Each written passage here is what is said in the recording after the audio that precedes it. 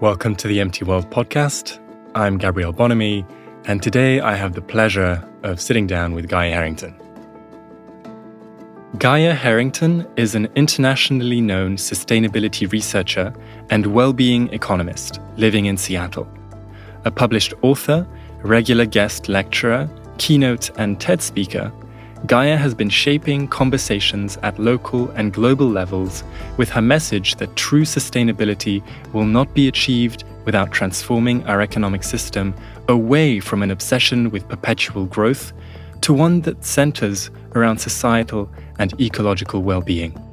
Her research began with an empirical data update to the 1970s system dynamics model created at MIT, which formed the basis of the bestseller The Limits to Growth. In her peer-reviewed 2021 article in Yale's Journal of Industrial Ecology, she described that according to her update, humanity was on course for collapse, a message which subsequently went viral. Since then, Gaya has been offering a vision for something society would want to do, even if it was not faced with impending ecosystem breakdown: redefine the economic purpose to meeting all human needs, physical, emotional, and spiritual, with planetary boundaries by design. Gaya, thank you so much for joining me. I'm happy to be here. As listeners know from the introduction to this conversation, you've achieved a lot when it comes to driving the conversation toward a change in how we define economic purpose and shifting away from the obsession with unlimited growth. But as we get started, I think it's important we explore your journey into sustainability more broadly as an entry point into your work on the limits to growth. Tell us a bit about your journey into sustainability and how it eventually led you to think about degrowth. So I studied econometrics first in Europe. So I moved here to the US, I immigrated here 12 years ago, and I started working for KPMG. I worked in finance among other areas in the Netherlands, and then KPMG was like, well, could you do this mathematics thing that you do? Can you do that for other sectors? So I consulted for just all kinds of companies in energy, manufacturing, food, etc. And there was something where I felt like something was missing. So I was in advisory, so you advise on sustainability, and we were making a lot of progress. And yet, if you then look at the aggregate data, the global data, things were still worsening. And that was really for me this double thing of we have a lot of progress, and yet we're not getting the results we want. What is this? So I felt like I was missing something. And so I went back to school, to Harvard, actually, to study sustainability. So that's really how I got into that. And then in the fourth year, I was introduced to The Limits to Growth, which was actually at the time, so it was written in 1972 by a group of MIT scientists. So that's why I'm so happy to be here. It feels so full circle. So what that was actually a group of it all started in the 70s when a group of thinkers that happened to meet in Rome came together and said something very similar. Why, despite all of our progress and innovation, do we keep having these persistent problems? Poverty, pollution, conflict, disease. And they said, presumably these things are interrelated, but how? And they asked that to a group of MIT scientists. And they used a new modeling technique at the time. So it was, for some people listening to this, it will be familiar, system dynamics modeling, which was created, or the person who came up with this was Jay Forrester at the MIT school. And they used that technique to build the first of its kind world model at that time, called World 3. And normally I kind of stay very general because I don't want to get lost in the details, but because we have this student audience, I think we can get a little bit more into details. So it was a model of, they were all global variables. And the thing with system dynamics is that everything can interact. That's very different. Like I said, my first master's is in econometrics. So that's very different. Models there are what are called most variables or exogenous. So you don't really influence them. So you have only a few endogenous variables. And because of that, you introduce a lot of, things you assume a lot of constancy and stability that's not always there. And a lot of things that you actually see in the real world, like long delays or sudden jumps, exponential growth or exponential decay, collapse, those kind of things you can't really model in those things. And so with this World 3 model and system dynamics in general, all variables can interact. They're all endogenous. And with that, you can model complex systems such as what I think our economy and our society, our global society. So that's what they used. And so they built that model where it had population, food production, industrial output, birth rate, natural resources. So a whole lot of variables there, all global. And then they just they let it run on different assumptions, i.e. Scenario analysis. And then with that, they looked at what this told them about persistent problems. There was also a pollution variable, for example. And what they found was that in the business as usual scenario, so that's where no additional assumptions were added to the model. So that just ran on historical averages only. They saw that industrial output would keep growing around now, and then the effect of resource extraction and pollution would cause a steep decline, setting in around now. So at the time, it was decades into the future, but it's now present time. Not all scenarios ended in collapse, to be clear. There were also scenarios where people kept growing up until the same point, and then they decided, okay, that's enough. And they diverted those resources away from more industrial output growth to human welfare. There was a human welfare variable and natural protection, so pollution abatement, all those sort of things. And our welfare variable, which was in there, remained stable at that peak. So different scenarios. And when I learned about that model, I was first of all like, hey, that's the question I was asking. And then second, I was very curious where we were now, because I was like, surely someone has looked into this because we have a couple of decades of empirical data. And then I couldn't find it. And so I was like, oh, I think I found my thesis topic. And that's what I wrote my thesis on. Then I sent it in to Yale's Journal of Industrial Ecology. So it's a peer-reviewed article, and then after that, it went viral. And since then, I've been talking about replacing the goal of growth for something else in our economic system. Well, that's quite the story. And so, okay, let's go back to that point in time. You're pursuing your master's at Harvard just down the road, and you decide to focus your thesis on updating the limits to growth model. Could you share with us the point in looking at the outputs of this system dynamics model and updating its scenarios using real-world data? You touched on that briefly. Oh, yes. So what I did was I looked at those scenarios and I just plotted empirical data that we now had next to it and see which scenarios aligned most closely with empirical data. And it's a good question because you're curious, which scenario did we align with most closely? And it is the business as usual scenario. So the one with the collapse. That's probably why it went viral. So we had these headlines where like, we're heading towards collapse. And because editors love the word collapse.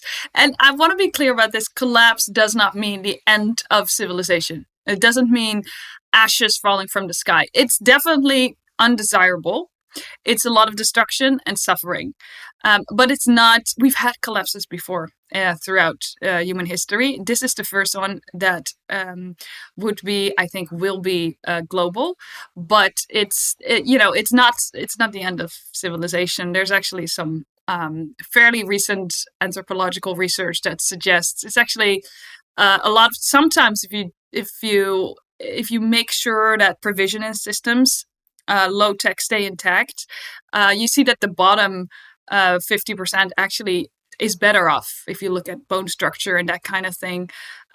because they didn't have that much to lose anyway. And it's like I said, it's not the end of civilization, but it is a collapse of existing power structures that for people at the bottom of the power structure sometimes work out quite well. Right. So you mentioned that the business as usual scenario is the one that most closely aligns with the data that we have. You also mention a comprehensive technology scenario that also kind of aligns with the data. Could you tell us more about the interaction between those scenarios and what those findings reveal about where we are in 2025? Yep. Yep. All right. So let's dive into the scenarios in a bit more detail. So I had several scenarios. We had the business as usual. We had a comprehensive technology. And then we had what they called at the time stabilized world. So that's the one. Today we would call that sustainable world, but that wasn't really the term yet. The stabilized world. And that is where we have that, where we shift priorities basically in society. And that's where we hold on to what we've gained with the growth pursuit. There was the business as usual. There were two versions. They're both the same. The only difference is that they assume double the amount of non-renewable resources, such as fossil fuels, in business as usual too, just to address the criticism that, we don't really know how much is in the earth. We know it's finite, but we don't know how much. So they said, okay, we're just going to double the assumptions.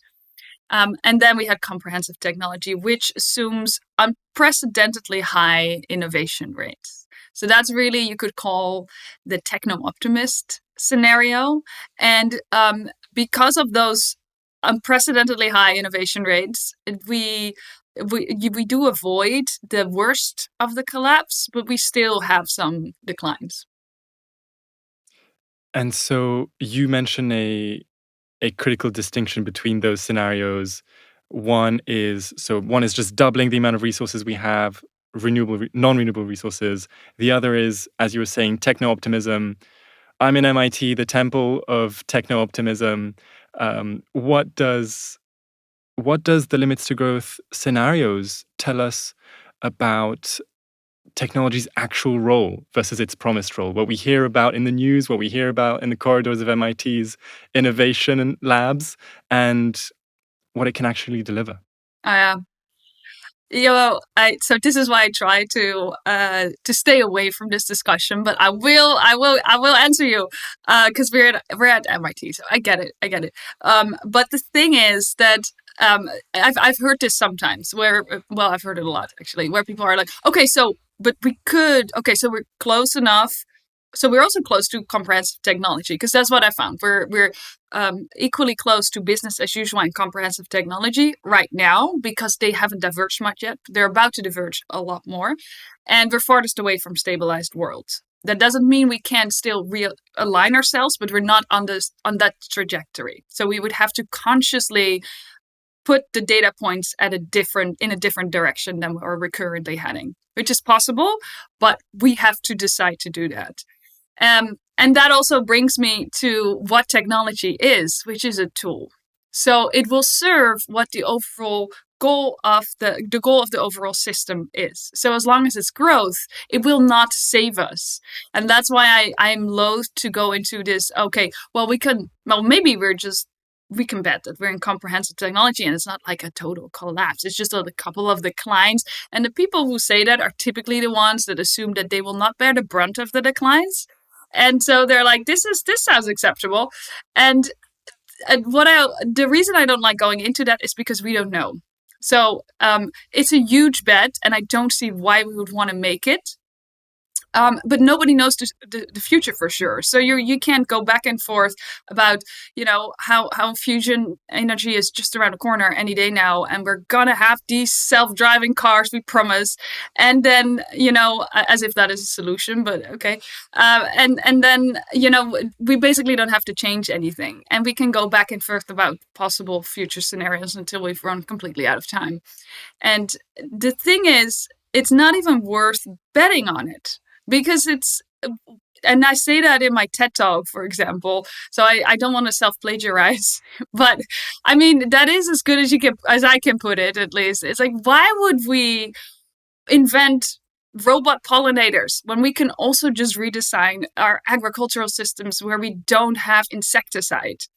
why are we inventing these drones that can plant trees when we can also just reinvent our economic system where they're not cut down? Because the value that we all feel they have is actually reflected in our current economic system. Or just not our current one, the one we would design, that we would have in my vision. And so I think that's very important to realize that this techno-optimistic story is actually not that optimistic about human beings. Because really, it's a flavor of the story that we've been told many times before. Religion, neoclassical economics, they're all versions of flavors of we're just such selfish people that are doomed to exploit our commons. And we discount impacts on nature and others as externalities, and we have selfish genes. Like when we seem kind only to propagate our genes. That's it. It's just a tactic. And I don't know about you, but it does. I look at that. I'm like, I don't think that describes me very well. And you look at social science, and that also corroborates that. It says, well, we have that side to us. We can be very selfish and violent when our basic needs are unmet. But once they are, we're actually very playful and curious and egalitarian. And we at that point have a very strong need, a spiritual and emotional need to feel like what we do are not just tricks for money, but we leave the world a little bit better than we found it.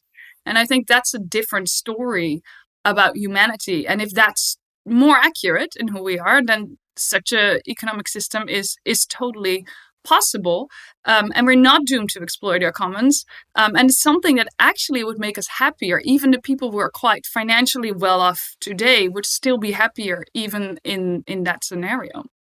Mm-hmm. Right. So it seems like you're plotting the difference between that comprehensive technology, techno-solutionist, let's plant trees with drones scenario with the stabilized world one. What milestones would you point out when it comes to identifying which scenario we are going to adopt? Okay, yeah. So when I see my book is in the background. I recently remodeled, but that's nice. I didn't even plan that. So I wrote a book 4 years ago. It's or a little over, but less than 5 years ago. It's so you can purchase it, but it's also free for download. That's the main reason I wrote it. The publishers were like, "Do you want to write a book?" I said, "That sounds like a lot of work to preach to the choir," and they were like, "Well, we can put a PDF for free online." I was like, "Okay." So if you want to have a free version, you can read it. I still and my resource that we're discussing here, it's all in there. Also my data sources if you want to replicate it. So it's all there, but it is called 5 Insights for Avoiding Collapse. A lot has happened in the past 5 years, and I don't think we can avoid it. So if you're talking about milestones, I think we're past the point of no return. And that's not just me, because the limits to growth model said that. We don't need the limits to growth really to know that we're heading for collapse anymore. We have a lot of other more accurate data by now. We have the planetary boundaries framework is an excellent example. So when I recorded my TED Talk, I was actually on the same stage as Johan Rockström, who pioneered that, of course. And he started this TED Talk with, "Scientists are worried," which is not good, which is typical science, understated speak of like it's now or never. And I think at this point, we started with 5 out of 9 planetary boundaries or I think maybe even less. But anyway, 2 years ago it was 6. Now we're at 7. So we're not even slowing down. We're accelerating in the wrong direction. It's the same for biodiversity loss, water scarcity, all those things. Our fossil fuel use is at an all-time high. So it's just like at the time, those people in Rome, they're now called the Club of Rome, by the way. It's just like the Club of Rome intuited at the time. We have all this progress and innovation.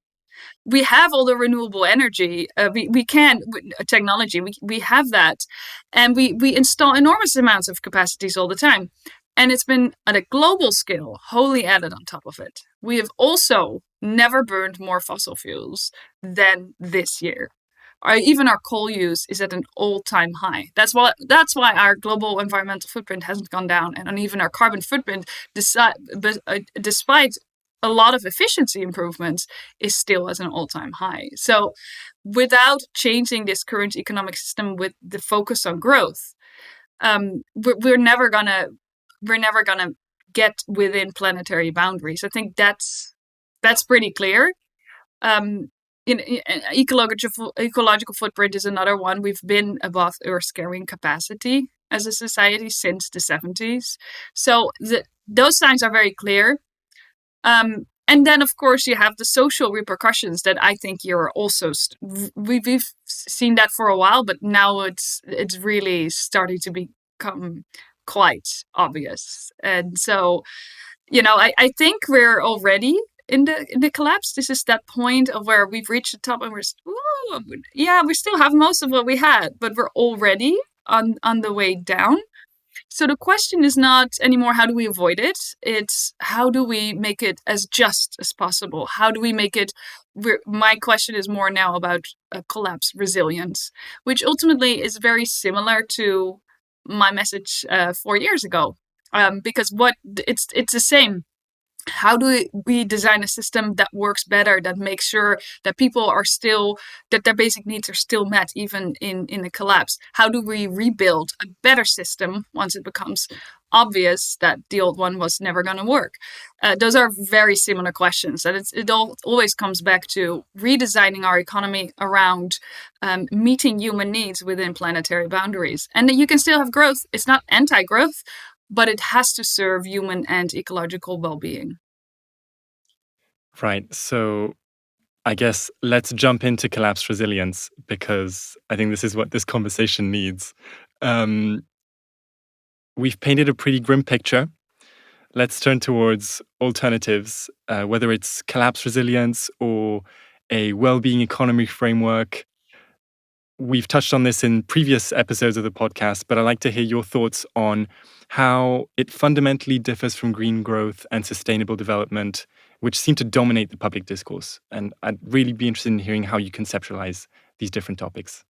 Green growth is, if you look at Google Anchorem, so that scans a vast amount of literature, the mention of degrowth is going down and planetary boundaries is in the up, and degrowth has surpassed green growth. So, and I think that's because it's just not in the data. So green growth is obviously I used to believe in that 12 years ago, because it would be great if it works like that. It's this win-win of sustainability. I think many people who are on their sustainability journey at some point, talking about milestones, that was a milestone, and then you reach the conclusion at some point, if you're any good, like, oh, it's not in the data, it's not happening. So the green growth is obviously still within the current economic system. It's this idea of like, we can always keep growing. We just, we are on a finite planet. It's true. Nobody's denying that. So we can keep growing economically in GDP without the environmental footprint, and it's just not there. So, which makes sense, because ultimately, everything ultimately just falls back on those material resources that we all need. So in that sense, it's very different, in the sense that degrowth or well-being economics, donut economics is another term. Sometimes people also just call it post-growth economics. They all come down. They have different emphasis on things, but they all come down on the same thing, that we have to replace the goal of growth as the ultimate goal. Again, we're not anti-growth, but it can't be the ultimate goal. It can be growth for the sake of growth, which means if necessary, at all other costs. That is upside down. So we have to turn that back, where it can be, a well-being business, for example, can still be profitable, but it's in service of that bigger goal that we have, environmental and social benefits. And so that's what a well-being economy really is. You're striving for all government, citizens as well, which is an undervalued source of strength in our current economy. Citizens and also businesses all work towards this well-being. They have some greater sense. First U.S. corporate law actually had this, by the way. We tend to forget that. But the first laws for incorporation, your business license to operate, had that as a requirement. What's your societal purpose? So it's not that. Sometimes when I say that, people are like, okay, which is, and I get that cynicism, but it's worth remembering that we're all already pretending that's what we have, because no company says our mission is to increase profits every single quarter. That's their actual goal, let's be honest. But they don't say it is, because it doesn't feel right. It's how they contribute to society, and because on some level we all feel that's what they should do. So really, this well-being economy, it's a good idea, and now we actually have to implement it, and that goes to inequality. Because most people, if you look at surveys, most people actually agree with this. If you look even at business surveys, most employees and companies agree with post-growth values. But a lot of them don't speak up because they're afraid that, but because they feel, and rightly so, that the current system would not, there might be negative impacts from speaking up. And I think that is really interesting. Who are those people? And I think ultimately this has a lot to do with power structures. It's totally possible to meet everybody's needs with current resources. But so we don't have to keep growing the pie to lift people out of poverty. In fact, growth is a very bad way to lift people out of poverty. We have seen this, but mostly in China, which isn't even that capitalist, really. But also the US. I mean, so much poverty still. And this is the richest country in the history of the world. And we've had decades of growth. If at least in the US, you would think if growth was such a great answer to lift people out of poverty, it would have happened at least here. And it hasn't. People are completely locked into poverty, which is also what prominent researchers, such as the UN rapporteur Oliver Schutte, has been talking about for a few years now, where he said, well, actually, this poverty is a lot of times it's also, the growth is also keeping people locked into poverty. So we don't have to grow the pie to meet people's needs. We can also divide it more equally. And I think that's the crux of the matter ultimately. And I think that's also why people at the time, the MIT scientists, the authors of The Limits to Growth, the book was a bestseller in 1972. It was a bestseller, but many people on this podcast will never have heard of it because it was very effectively buried. And I think that's because it went against power structures. It's possible to meet everybody's needs without growth. It's not possible to do that while billionaires also keep everything they currently have. So that's the social aspect about this. We've talked a lot about the environmental footprint, but there's a very strong social aspect about this as well. For sure.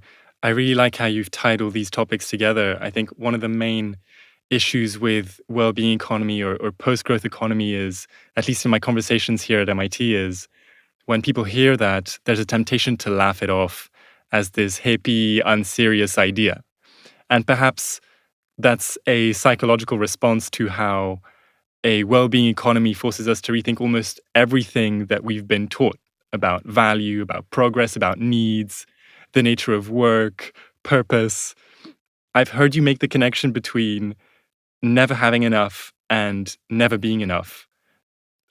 How do you think through this psychological dimension of the changes that are required, given all the data that we have that proves that this individual shift has to happen?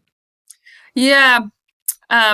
Such a good question. I think, first of all, we have all been told that growth is always progress, and that this is the best economic system we could possibly have. What, do you want to go back to communist Russia? What's wrong with you?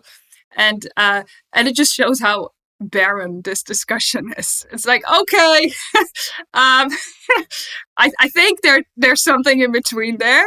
And that is, if you look at, going back much further, long before any of us were born. If you just look at history for as long as our genus has been around, archaeological evidence actually suggests that this kind of well-being economy, where we were much more egalitarian and sharing resources a lot more and working towards really preserving our local ecosystems that the communities we're living in, and that's actually how we organize ourselves most of the time. So for most of history, the pursuit of growth was considered a folly, if not downright immoral. So it's important to keep that in mind when and I get it. I have been in that journey as well.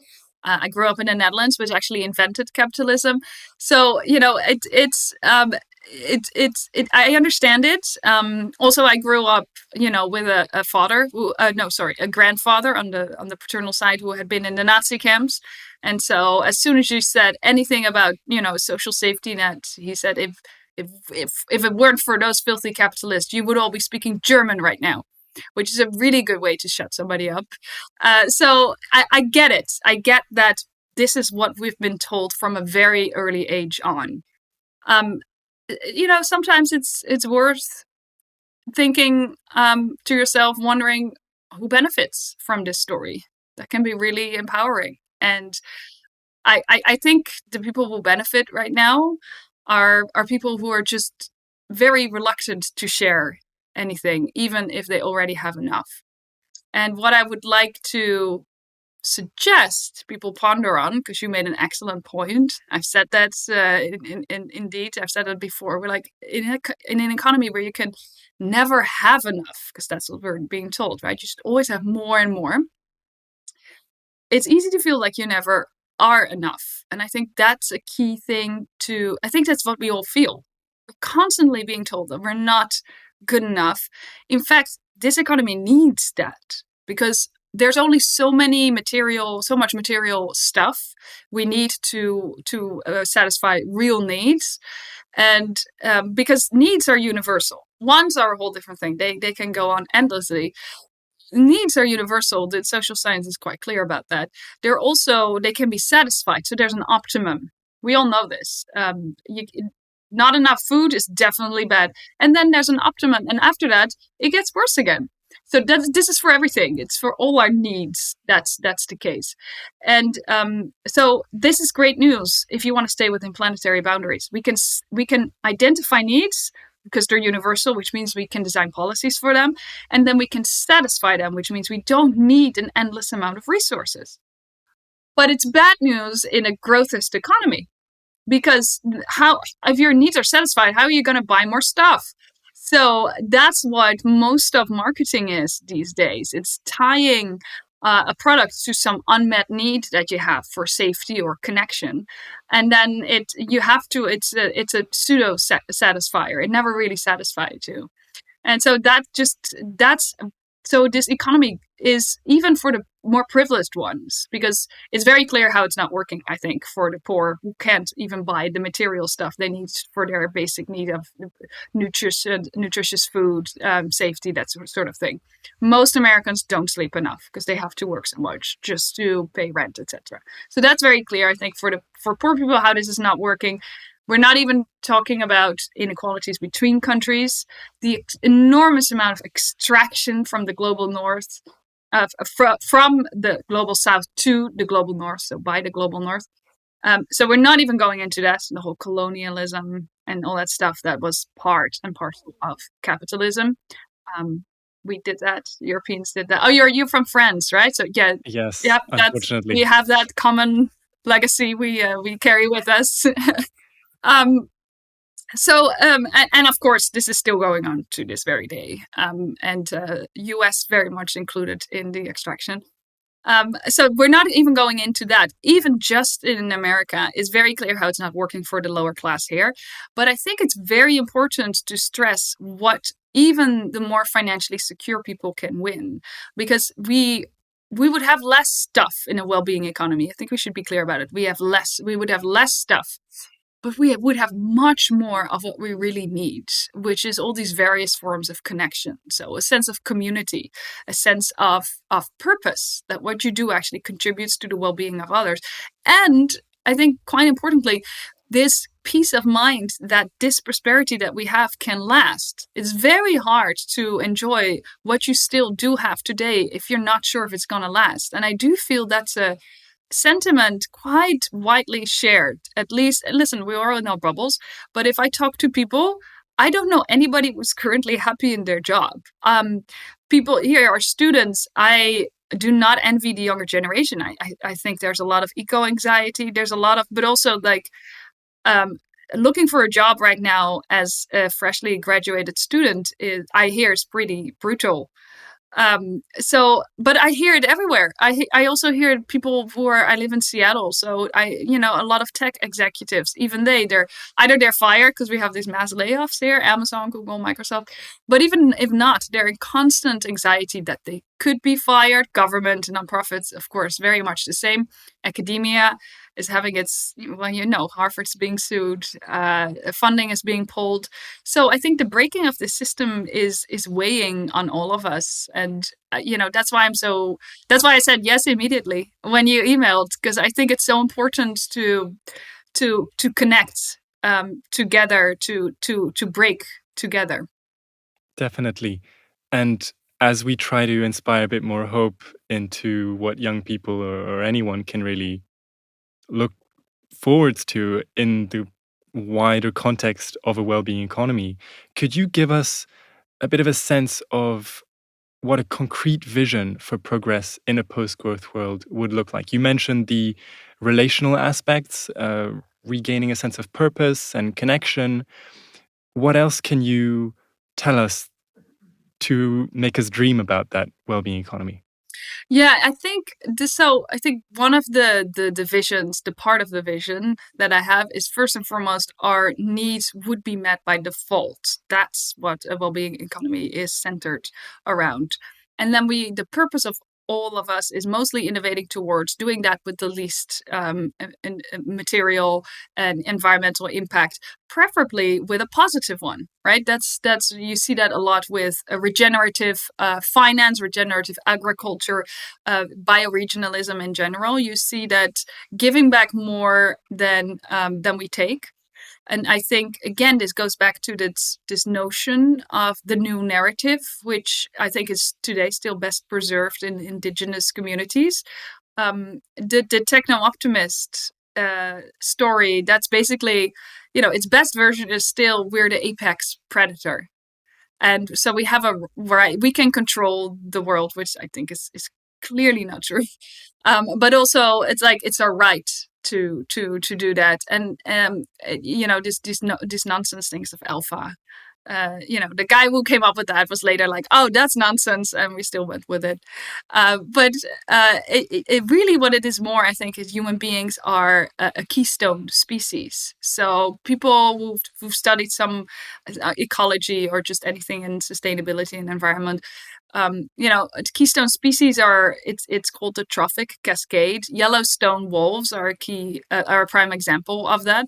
So they have a very accelerating effect on how this web of life. We're part of the web of life, and we're a quite important one. And I think that's true. Obviously, humans have a very unique capabilities, and I think our purpose is to use those capabilities to support overall flourishing on Earth of all life. And ultimately, that goes back to this story of we're not separate from nature. We don't dominate nature. We are nature. I think most of us resonate with that much more.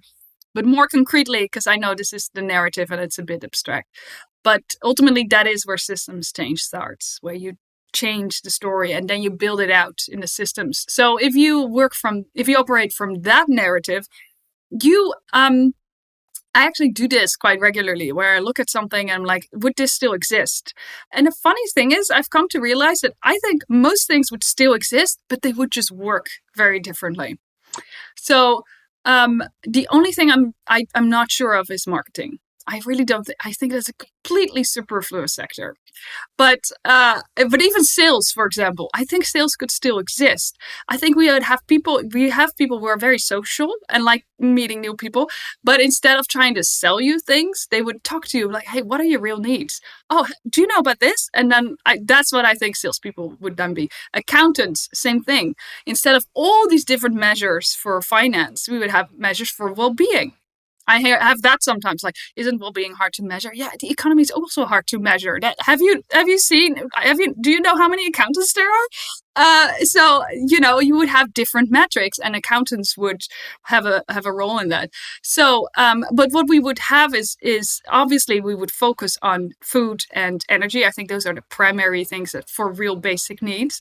And so that's the same thing. We would now, if you have an economy that's not focused on growth anymore, renewable energy would really replace, actually, there would be a real transition. So far, it's been an addition, as some people say.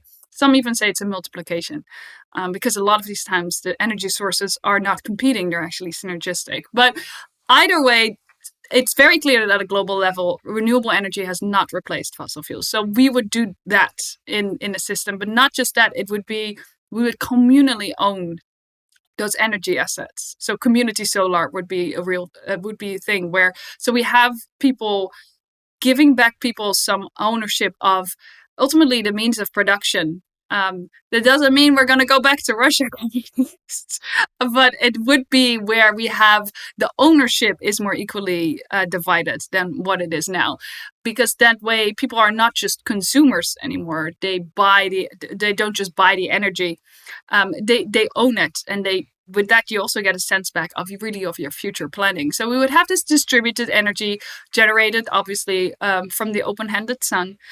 Same thing, we would grow our food locally, more nutritiously. It would be fresh, and it would be done in a regenerative way. So that ties to bioregionalism. That's why you see bioregionalism is really gaining popularity, because that really focuses on all these things. So you have these provisioning systems for everybody that is governed communally, it's owned communally, but also it's very much specifically tailored to wherever it's place-based. Basically, it's tailored to where we live, our local ecosystems. So that goes back to how basically indigenous populations have done that since their existence. And that's really this thing where we still have our needs met. We have less stuff, but we do it more in connection. We feel more ownership. We feel that we go to work every day knowing that what we do really contributes to other people's and the planet's well-being. And because of the things that we work less, by the way, that's also part of that. We work less. And we are there's a much less anxiety, because there's the status. There's a lot of anxiety around status display right now if you are very unequal, and because it's less equal, there's no status anxiety or envy, and there's also the livelihoods are guaranteed in these ways. So we have a sense of peace with ourselves and one another. I think that I think almost nobody is feeling right now. Yeah, so from what you're saying, it seems like the solutions exist. They might require a lot of introspection and self-questioning, but they're there. And you also connected your answer to a previous part of our conversation, which was that many of us evolve in a semi-corporate world. And sometimes we experience an internal conflict between our personal beliefs, what we know to be true, and corporate sustainability and the messages that it pushes, right? And at this stage, I'll refer listeners to the previous episode I did with Professor Chris Marquis from Cambridge. I wonder, from your standpoint personally, how does it feel to be researching the limits to growth, to take ownership over the results of that research from your vantage point within the corporate world? Yes. That is, I mean, but again, I think everybody has that. But I mean, yes, I completely recognize that. I also empathize with students because it's your future. You have the biggest chunk of your future still ahead, and then you read about the rainforest being on fire, and then and now I also have to read this email about a deadline, and it's like the mental whiplash is quite intense these days, isn't it? It's so yeah, but I have that too, and to be quite honest with you, I think that's one of the things that that weighs on me. And I wonder if other people have that too, where it's definitely watching things break, which is awful to witness, and then and at the same time, the late stage capitalism distraction. That's also very, you know what I mean? Like there's the last white rhinoceros died, and Kim Kardashian, no, one of the Kardashians came out with a lollipop for your vagina. And it's just both competing for your attention. And it's just, I think it's one thing, like I was prepared for the suffering and having to watch that and find it awful, but I wasn't prepared for that, like the cringiness of it, like the platitudes. But yeah.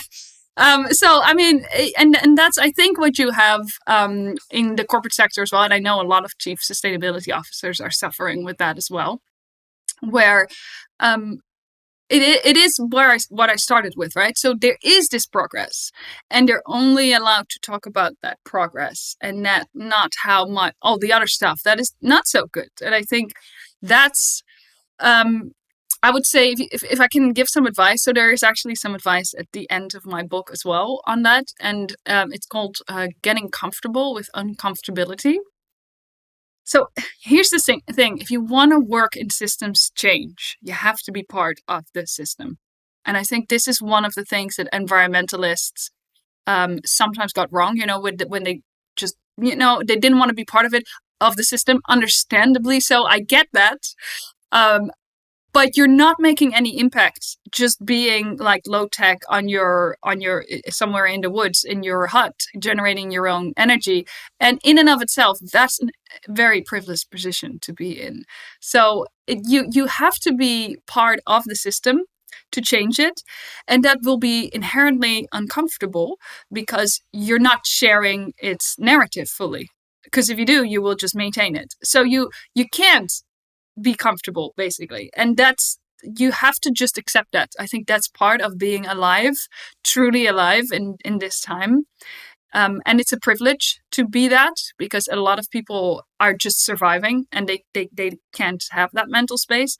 So this is part of being alive right now, I think, is getting as comfortable as you can with uncomfortability. Well, that rings true. And I know that many students feel the same way.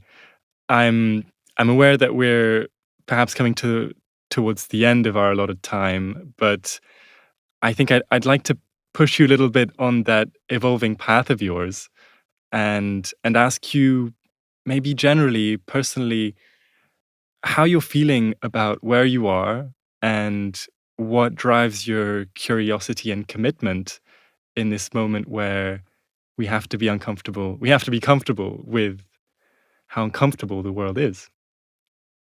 I think a lot of things are. There's a lot of change in the air, so I see a lot of people moving and starting new positions, getting some of them because they got fired, but still. And I think there might. I feel that too, where I think I want to find something where I can do the most good, and I don't know what it is yet. I'm going to be perfectly honest with you, but I think there is something. Now, forgive me this blatant self-promotion. If there are students who are like, I would like to know more about post-growth economics, it would be my honor to finally start it, because I feel like it is a bit surprising that it's not at MIT, right? Or Harvard. as well, but MIT especially, because I didn't study at MIT, but I went back there to several people, some of them who studied with some of the authors of The Limits to Growth. And it's just interesting how system dynamics as a modeling technique is totally there. And it's still the best place to go there to study that. But the other part, the message of The Limits to Growth from that World 3 model, I didn't find it. It's nowhere that I could find, and I did look for it, and it just goes to show, how effectively it was buried. And if I could bring that back at MIT or Harvard or anywhere, really, I think that might be something that I would love to do in the future as well.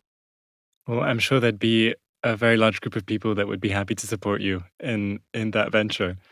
I've left the toughest question for the end. But you can take this in whatever direction you like. Broadly, and this is not directed to any particular part of our audience, what are your recommendations for how to build meaning and resilience while also acknowledging potential collapse, as your work on The Limits to Growth fundamentally shows? Yeah.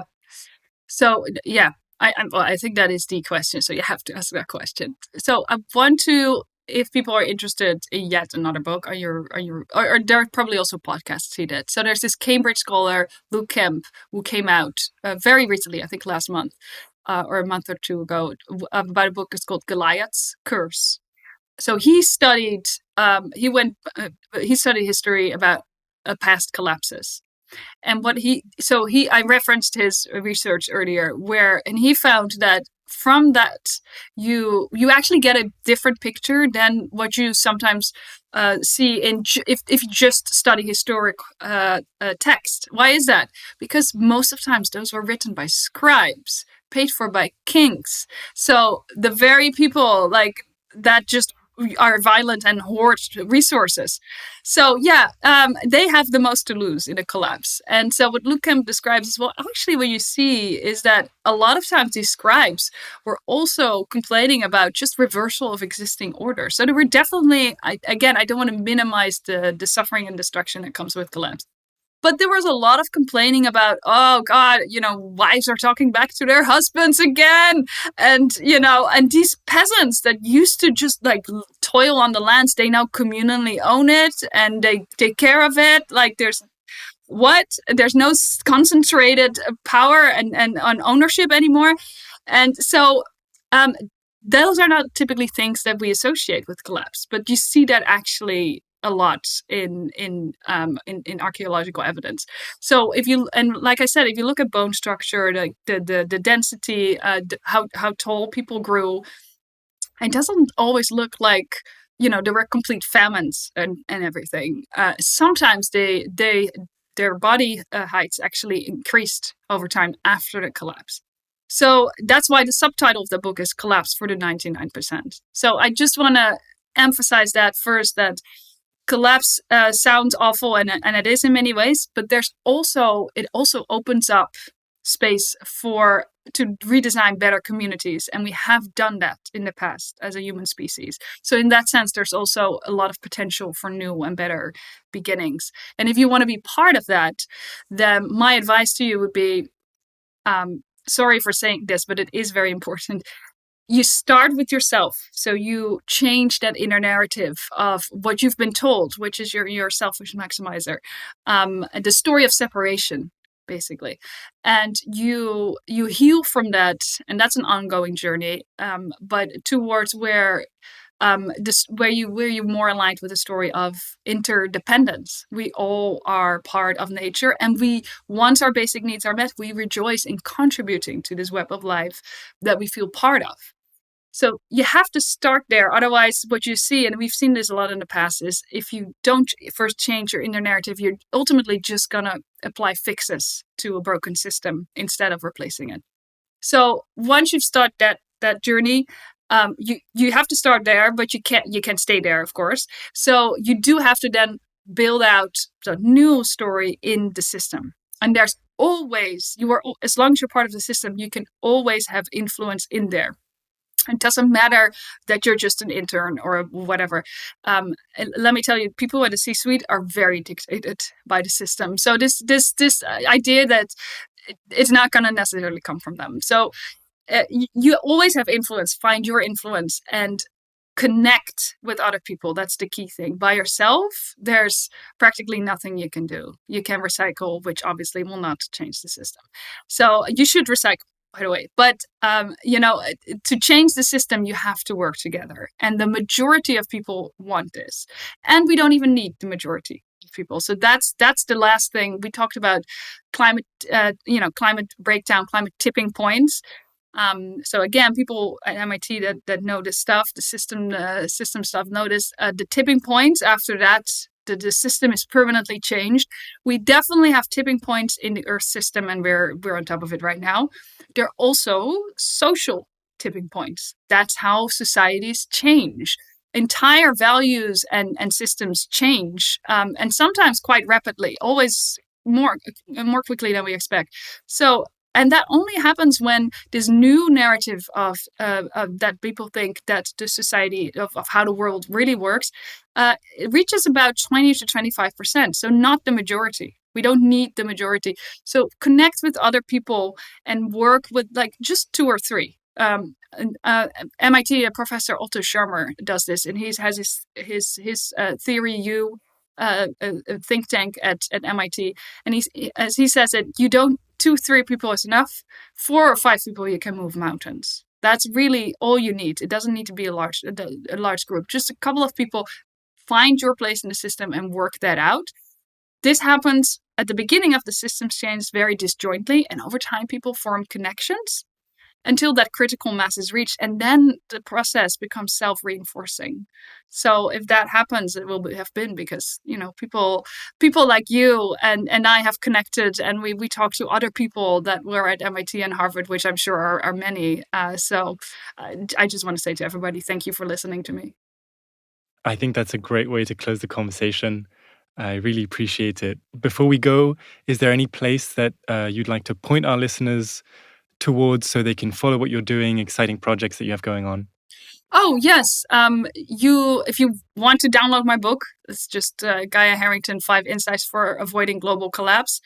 There's also my TED Talk. If you don't want yet another book to read, that's easier. It's just Gaya Harrington and then TED. So you will see that. And there is also my website if you're interested. But please connect with me on LinkedIn and to follow me as well. And if you want to reach out, send me an email. That's great. Thank you so much for joining me today, Gaya. It was a pleasure to be here. Thank you for listening to the Empty World podcast. I'm Gabriel Bonamy, and I hope you'll stick around for the following conversations we have in store for you. Bye for now.